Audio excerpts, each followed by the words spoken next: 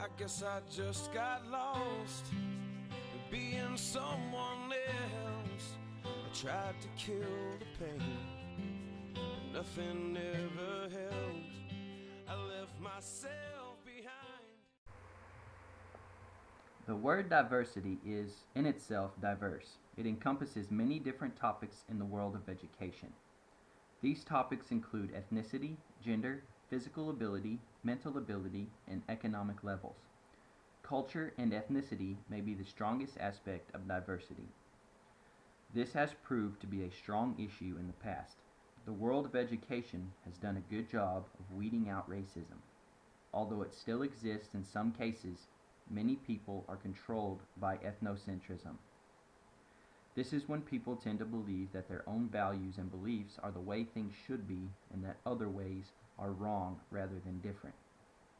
Though many do, teachers must not have this narrow-minded mentality. It is the teacher's job to be open-minded and see that students learn in many different ways. This means that teachers must develop cultural relativism. This is the ability to view a culture as if you were a member of that culture. This helps teachers avoid disliking a student or feeling irritated at a student's behavior when it is a part of the student's culture. Racism and discrimination must be taken out of the mind of a teacher. Students must be treated equally. If a teacher treats a student of their own race different than a student from another race, then that student will begin to question himself and have negative thoughts about education.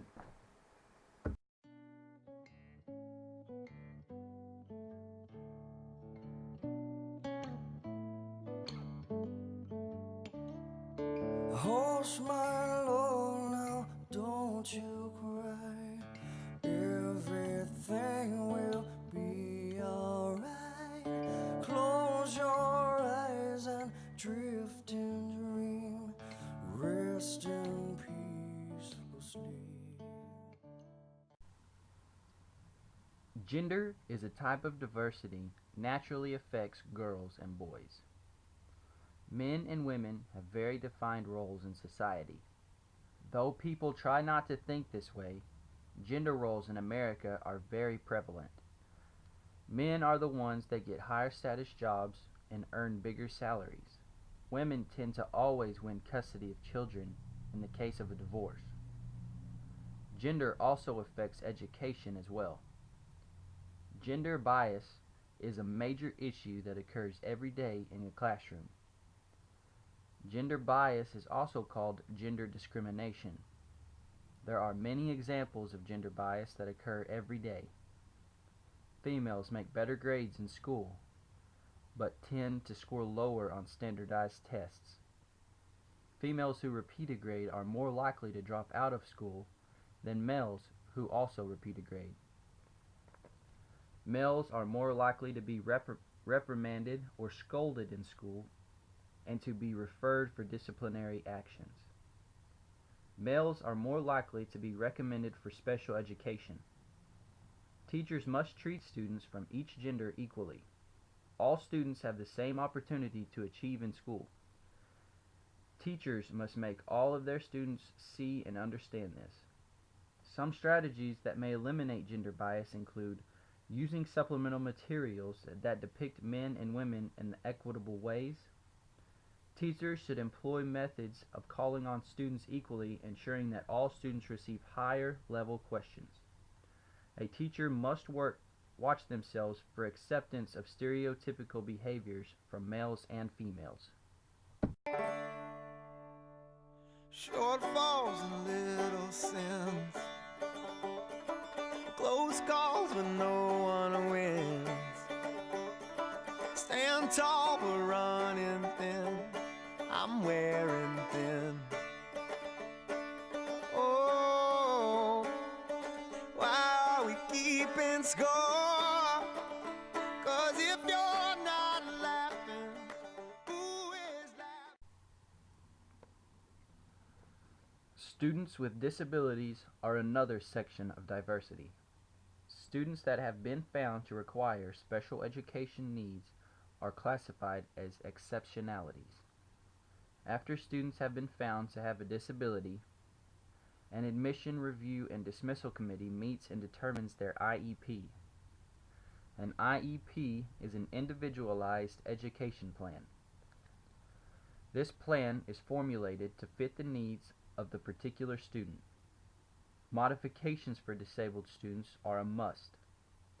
Some examples of these modifications may include using a different mode for the presentation of information, allowing students with attention difficulties to record lectures, and rearranging seating assignments to allow higher mobility for students using a wheelchair. Inclusion is quickly trending into the modern-day classroom.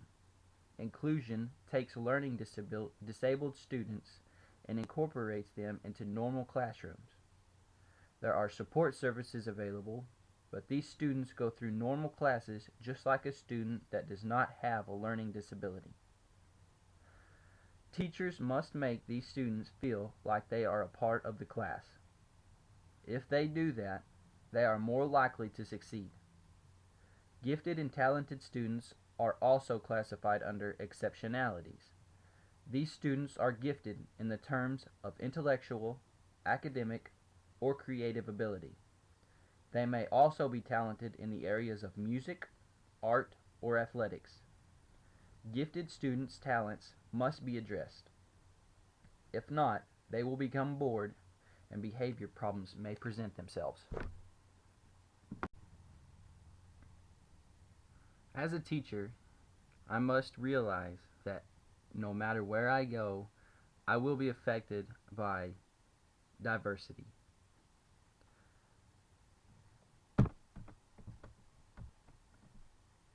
Disabled students are a very important aspect of this because they need as much attention, if not more, as normal students do to make them feel like they are a part of society. Gender bias also needs to be eliminated out of my classroom because students should not feel like they are judged just because of their gender. And race also needs to be eliminated out of the classroom as far as racism goes. People must accept that their skin color or their religion is different from others, but it shouldn't be a factor of how they are treated. Everybody should be treated the same. Here we are.